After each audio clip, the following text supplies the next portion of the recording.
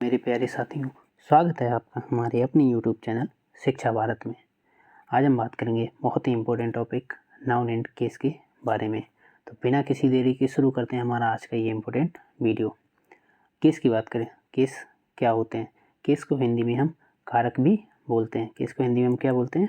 कारक भी बोलते हैं। अगर हम केस की डेफिनेशन की बात करें तो केस क्या होता है? The relation in which a noun stands to some other word or the change of the form by which this relation is indicated is called the case। अगर हम आसान भाषा में समझे तो केस हमें सेंटेंस में क्या बताता है? हमें जो केस होता है, केस हमें सेंटेंस में बताता है कि जो कोई व्यक्ति है उस सेंटेंस में या कोई वस्तु है वह सब्जेक्ट है उस सेंटेंस का या ऑब्जेक्ट है। कहने का मतलब है जो केस हमें किसी सेंटेंस में ये बताता है कि उस सेंटेंस में जो व्यक्ति है या वस्तु है वह सब्जेक्ट है या ऑब्जेक्ट है। ठीक है, हिंदी में अगर देखें तो नाउन या प्रोनाउन का केस यह बताता है कि वह व्यक्ति या वस्तु वाक्य में कर्ता की भूमिका में है या कर्म की भूमिका में। अगर हम केस के प्रकार के बारे में बात करें, काइंड्स ऑफ केस की बात करें, तो हमारा पहला प्रकार है नॉमिनेटिव केस या सब्जेक्टिव केस, जिसे हिंदी में हम कर्ता कारक भी बोलते हैं। हमारा दूसरा प्रकार हो जाएगा ऑब्जेक्टिव केस, जिसे हिंदी में हम कर्म कारक भी बोलते हैं। हमारा तीसरा प्रकार हो जाएगा पजेसिव केस या जेनेटिव केस, जिसे हिंदी में हम संबंध कारक भी बोलते हैं। जो नाउन एंड केस में हम सिर्फ जिस पे फोकस करेंगे वह होगा हमारा पजेसिव केस। चौथे प्रकार को देखते हैं वोकेटिव केस, जिसे हिंदी में हम संबोधन कारक भी बोलते हैं। तो पजेसिव केस को हमें पढ़ना है, और क्यों पढ़ना है सिर्फ पजेसिव केस को, ये हम देख लेते हैं इस डेफिनेशन से कि क्या है कि नाउन के साथ नॉमिनेटिव या ऑब्जेक्टिव केस में कोई क्या कहते हैं। जैसे अब मान लीजिए कोई नाम है, मेरा ही नाम ले लेते हैं आकाश। अब मैं मान लीजिए मैं क्या हूँ, मैं सब्जेक्ट हूँ किसी सेंटेंस में, मैं किसी सेंटेंस में सब्जेक्ट हूँ। अब अगर मुझे एक सेकेंड सेंटेंस में अगर सब्जेक्ट बनाया गया है तो वहाँ पे मुझे आकाश लिखा गया। अगर दूसरे सेंटेंस में अगर मुझे ऑब्जेक्ट बनाया गया है तो ऐसा तो है नहीं कि मेरा नाम चेंज हो जाएगा, नाम तो वही रहेगा। आकाश नाम है भाई, आकाश ही तो नाम रहेगा। तो कहने का मतलब है कि किसी सेंटेंस में जो नाउन होता है, चाहे वो नॉमिनेटिव केस में हो या ऑब्जेक्टिव केस में हो, एक ही रहता है। एग्जाम्पल से समझते हैं अच्छे से। हमने एग्जाम्पल दिया राम लव्स सीता। यहाँ पे राम क्या है? राम है हमारा नॉमिनेटिव केस, और सीता क्या है हमारा? सीता क्या है? Objective case. वहीं हमने जो दूसरा एग्जाम्पल दिया है, जो दूसरा हमने दिया उसमें सीता क्या है? सीता हमारी नॉमिनेटिव केस है, और राम क्या है हमारा? Objective case. अब यहाँ पे राम नॉमिनेटिव केस है तो यहाँ पे भी हमने इसे राम ही लिखा है, और यहाँ पे हमारा राम ऑब्जेक्टिव केस है, यहाँ पे हमने राम को क्या लिखा है? राम ही लिखा है। जैसे यहाँ पे देख लीजिए, यहाँ पे सीता ऑब्जेक्टिव थी और दूसरी जगह नॉमिनेटिव हो गई है, तो सीता में कोई अंतर नहीं आया। तो कहने का मतलब है कि जो नाउन होता है वह चाहे नॉमिनेटिव केस में हो चाहे ऑब्जेक्टिव केस में, ये चेंज नहीं होते हैं, ये एक ही रहते हैं।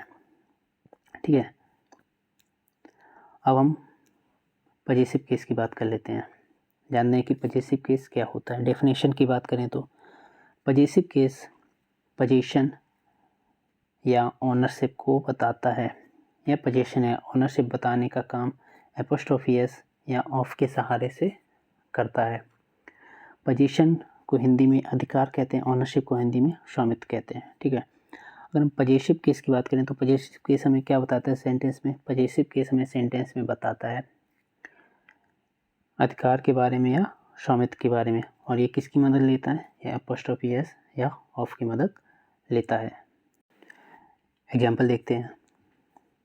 शेक्सपियर्स, यहाँ पे टाइपिंग मिस्टेक है, यहाँ पे होगा प्ले। क्या हो जाएगा यहाँ पे हो जाएगा प्ले। यहाँ पे हो जाएगा प्ले, शेक्सपियर्स प्ले या द प्ले ऑफ शेक्सपियर। ठीक है, तो यहाँ पे हम किसकी बात करेंगे, शेक्सपियर के प्ले की बात कर रहे हैं। यानी कि यहाँ पे जो प्ले है, जो ये खेल है, जो नाटक है, यहाँ पे जो प्ले का मतलब है ये नाटक हिंदी में बोलेंगे, इसे हम खेल नहीं बोले। क्या है, जो प्ले है, जो नाटक है, उस पर किसका अधिकार है, उस पर शेक्सपियर का अधिकार है। यहाँ पे भी अगर हम बात करें जो नाटक पे अधिकार है वो किसका अधिकार है, शेक्सपियर का अधिकार है। और इसे हमने कैसे बताया है, इसे हमने बताया यहाँ पे एपोस्ट्रोफी एस की मदद से बताया, और यहाँ पे हमने बताया ऑफ की मदद से। आगे देखते हैं। लेकिन सभी जगह एपोस्ट्रोफी का यूज नहीं कर सकते हैं। ऐसा नहीं है कि हम कहीं पे भी एपोस्ट्रोफी एस का अगर यूज कर दें तो हम देखते हैं कि ऐसा क्यों नहीं कर सकते हैं। देखते हैं, एग्जाम्पल से समझते हैं। A tables legs were broken by my angry brother. No, ये हमने 5 पार्ट में इसे डिवाइड किया है और देखना है कि किस पार्ट में मिस्टेक है और क्या मिस्टेक है। एग्जाम में जो क्वेश्चंस बनते हैं, जो मोस्टली क्वेश्चंस बनते हैं, अगर केस, नाउन और केस से क्वेश्चंस बनते हैं तो वो ऐसे ही पूछे जाते हैं। अब उन्हें पता है कि जैसे बेसिक जो रूल आपने क्या पढ़ लिया कि पजेसिव केस में क्या होता है, एपोस्ट्रोफी एस ऑफ की मदद से क्या करते हैं, हम पहचानते हैं कि जो ऑनरशिप है, जो स्वामित्व है, वो किसका है, किसका नहीं है। अब क्या है, अब कुछ ऐसे सेंटेंस होते हैं जिनमें हम एपोस्ट्रोफी का यूज नहीं कर सकते हैं, लेकिन क्या है, वो क्वेश्चंस को ऐसे ही रखते हैं, ऐसे ही पुटअप करते हैं और वहाँ पे हम गलत हो जाते हैं। तो देखते हैं कि जो एग्जाम्पल है क्या कह रहा है। The tables leg were broken by my angry brother. अब यहाँ पे हम एपोस्ट्रोफी एस का यूज नहीं करेंगे, यहाँ पे हम किसका यूज करेंगे, द लेग्स ऑफ टेबल। किसका यूज करेंगे, द लेग्स ऑफ टेबल। अब क्यों करेंगे यूज, क्योंकि जो टेबल है, टेबल क्या है, टेबल एक नॉन लिविंग थिंग है। टेबल क्या है, टेबल जीवित तो है नहीं भाई, लिविंग थिंग तो है नहीं। टेबल क्या है, एक नॉन लिविंग थिंग, इसलिए इसके साथ हम किसका यूज करेंगे, ऑफ का यूज करेंगे। जैसे कि आपको इसमें नीचे दिखाया, मैंने लिख भी दिया है कि इस सेंटेंस में the legs of a table का यूज होगा क्योंकि टेबल या बेंच नॉन लिविंग थिंग्स होती हैं। आगे देखते हैं।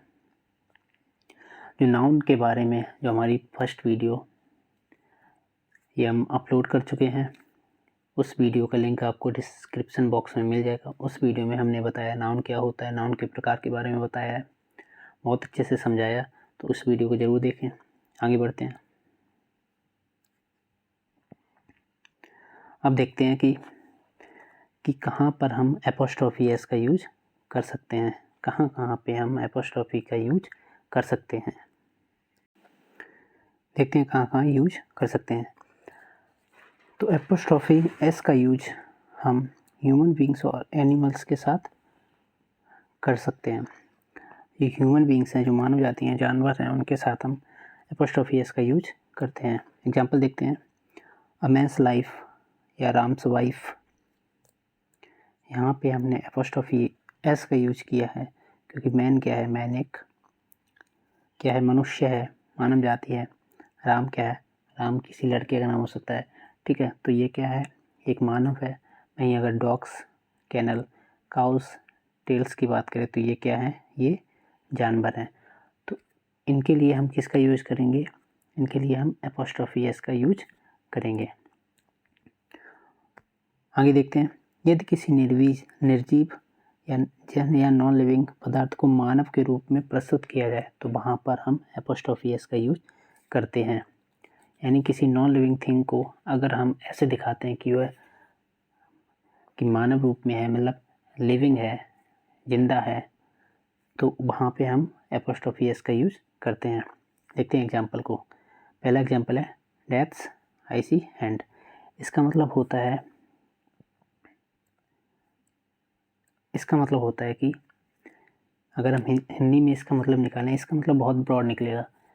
इसका मतलब होता है कि जो मौत होती है वह राजा हो चाहे रंक हो, अमीर हो चाहे गरीब हो, सबके साथ बराबर व्यवहार करती है। ठीक है, तो इसका मतलब क्या हो जाए, तो यहाँ पे ये क्या है, इसको कैसा दिखाया गया है, इसको एक लिविंग थिंग्स के रूप में दिखाया गया है। यानी कि मौत क्या है, मौत जिंदा है और ये राजा और रंक दोनों के साथ समान व्यवहार करती है। एक हम सेकेंड एग्जाम्पल की बात करें, फॉर्च्यून्स फेवरेट, तो इसका मतलब क्या होता है, इसका मतलब होता है कि कोई व्यक्ति हो वह किसी कठिनाई का सामना एकदम दृढ़ता या बहादुरी के साथ करे, तो उसे हम क्या बोलते हैं, उसे हम वहाँ पे हम फॉर्च्यून्स फेवरेट का यूज करते हैं। तो ये क्या हो गया, ये एक लिविंग थिंग्स के रूप में हमें दिखाए गए हैं। तो यहाँ पे हम किसका यूज करेंगे, एपोस्ट्रोफी एस का यूज करेंगे। आगे देखते हैं, समय बताने वाले शब्दों के साथ हम एपोस्ट्रोफी एस का यूज करते हैं। समय बताने वाले शब्द जैसे अ मोमेंट्स डिले, अ मोमेंट्स डिले। अब यहाँ पे ये जो मोमेंट हो गया ये समय बता रहा है यानी क्षण, तो यहाँ पे हमने एपोस्ट्रोफी एस का यूज किया। अब वीक्स डिले, यहाँ पे जो वीक हो गया सप्ताह, ये हमें समय बता रहे, तो यहाँ पे हमने एपोस्ट्रोफी एस का यूज किया। वहीं अ मंथ्स अब्सेंस, और मंथ क्या बता रहा है, हमें समय बता रहा है, तो हाँ यहाँ पे हमने एपोस्ट्रोफी एस का यूज किया। आगे देखते हैं,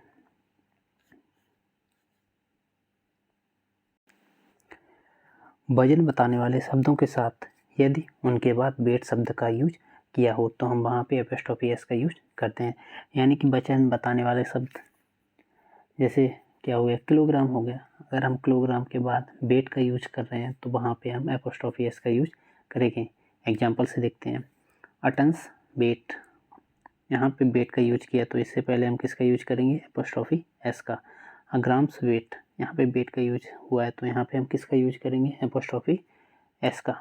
आगे देखते हैं, मनी की इकाइयों के साथ यदि इनके बाद वैल्यू या बर्थ का यूज हुआ हो तो हम एपोस्ट्रोफी एस का यूज करते हैं। देखते हैं एग्जाम्पल से, आ रुपीज़ वैल्यू, अब यहाँ पे वैल्यू का यूज हुआ है इसलिए हम रुपी के बाद एपोस्ट्रोफी एस का यूज करेंगे।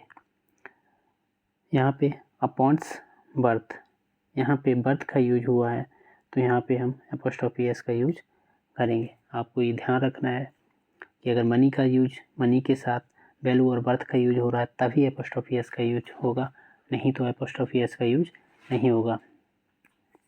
आगे देखते हैं, स्पेस बताने वाले शब्दों के पहले प्रयुक्त नाउन्स के साथ एपोस्ट्रोफी एस का यूज करेंगे। देखते हैं, अ रेजर्स एज, अ नीडल्स पॉइंट, अ बोट्स लेंथ। अब ये क्या है, ये स्पेस बता रहे हैं, जगह बता रहे हैं, तो इनके साथ हम एपोस्ट्रोफी एस का यूज करेंगे। अब एज क्या होता है, एज किनारा मान लीजिए, ठीक है, ये क्या है, कोई ब्लेड है उसके किनारे की बात कर रहे हैं, और यहाँ पे नीडल्स पॉइंट, कोई नीडल हो गई, ये नीडल हो गई, इसके पॉइंट की बात हो रही है, तो ये एक स्थान बता रही है, एक जगह बता रहे हैं। वहीं बोट्स लेंथ, लंबाई की बात कर रहे हैं, जगह की बात करें तो यहाँ पे हम नाउन के साथ एपोस्ट्रोफी एस का यूज करेंगे। ठीक है, बहुत ध्यान से पढ़ना। इस वीडियो, जो ये वीडियो है इसकी पीडीएफ आपको हमारे टेलीग्राम चैनल पर मिल जाएगी और टेलीग्राम चैनल का लिंक आपको डिस्क्रिप्शन बॉक्स में मिल जाएगा। आगे बढ़ते हैं,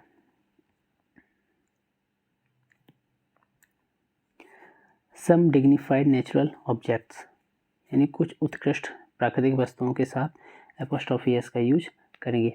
अब उत्कृष्ट प्राकृतिक वस्तुएं क्या हो गई, ग्रह हो गए हमारे, कोई तारा हो गया जैसे सूरज हो गया, ठीक है, उपग्रह हो गए जैसे चंद्रमा हो गया, कुछ भी हो गया, महासागर हो गए, इनके साथ हम किसका यूज करेंगे, एपोस्ट्रोफी एस का यूज करेंगे। एग्जाम्पल देखते हैं, द अर्थ सरफेस या अर्थ ग्रेविटी, अर्थ क्रिएचर्स, अर्थ एरियाज।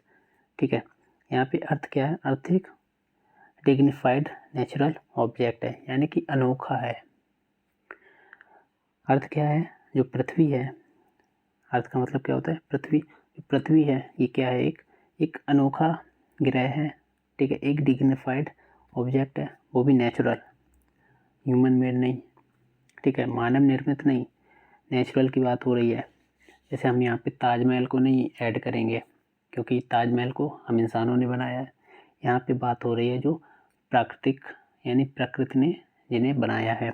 तो अर्थ हो गई। अब यहाँ पे अर्थ के साथ हम किसका यूज करेंगे? अपोस्ट्रोफी एस का यूज करेंगे। आगे देखते हैं। द सन्स रेज यानी सूर्य की किरणें। अब सूर्य क्या है? सूर्य एक अकेला सूर्य ऐसा तारा है ना जो प्रकाश दे रहा है हमें। तो यहाँ पे हम सूर्य क्या है? सूर्य अकेला ऐसा तारा है, ठीक है। तो एक डिग्निफाइड नेचुरल ऑब्जेक्ट है, तो यहाँ पे हम एपोस्ट्रोफी एस का यूज करेंगे, हेवन। इसके साथ हम एपोस्ट्रोफी एस का यूज करेंगे, हेवन यानी स्वर्ग, heart content, the hearts content. तो ये वर्ड हैं, इनके बाद हम किसका यूज करेंगे? इनके साथ हम एपोस्ट्रोफी एस का यूज करेंगे। समझ गए? आगे देखते हैं। द सोल्स डिलाइट या souls journey. The souls delight या सोल्स जर्नी। सोल क्या हो गई? आत्मा हो गई। अब आत्मा क्या है? आत्मा एक नेचुरल ऑब्जेक्ट है। अब आत्मा को किसी मानव ने तो बनाया नहीं है, ये क्या है?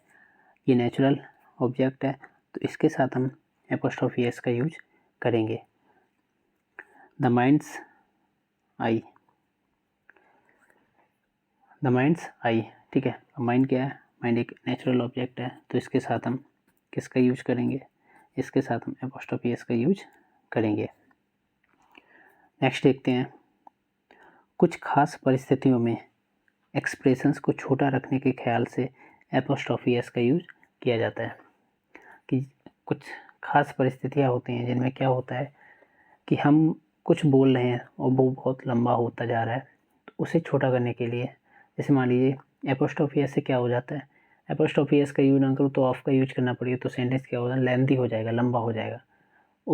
उसे छोटा करने के लिए हम एपोस्ट्रोफी एस का यूज करते हैं कुछ खास परिस्थितियों में। देखते हैं। The ships arrival. अब हम यहाँ पे बोलें अगर ऐसे, the arrival of ships, the arrival of ships, तो ये लंबा हो जाएगा ना, तो हमने सीधा सीधा क्या बोल दिया?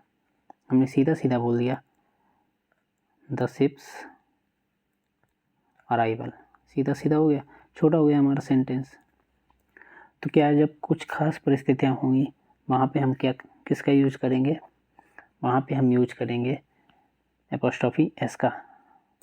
The ships arrival, the trains arrival, the planes arrival, the boats crew arrival, ठीक है। इन जगहों पे हम किसका यूज करेंगे? एपोस्ट्रोफी एस का यूज करेंगे। रट लेना, बहुत अच्छे से समझ लेना। ये था हमारा आज का वीडियो। ये नाउन एंड केस का पार्ट 1 है। इसके सेकंड पार्ट में हम जानेंगे जो एपोस्ट्रोफी एस के प्रयोग से संबंधित कुछ खास बातें जानेंगे, जिनसे एग्जाम में बहुत ही ज़्यादा क्वेश्चंस बनते हैं। तो अगर आपने अभी तक चैनल को सब्सक्राइब नहीं किया है तो चैनल को सब्सक्राइब कर लें, बेल आइकन दबा दें। अगर वीडियो अच्छा लगा हो तो वीडियो को लाइक करें, शेयर करें, कमेंट करें। जो लास्ट वीडियो हमने नाउन पे बनाया उसकी लिंक आपको डिस्क्रिप्शन बॉक्स में मिल जाएगी। मिलते हैं हमारे अगली वीडियो में। जय हिंद।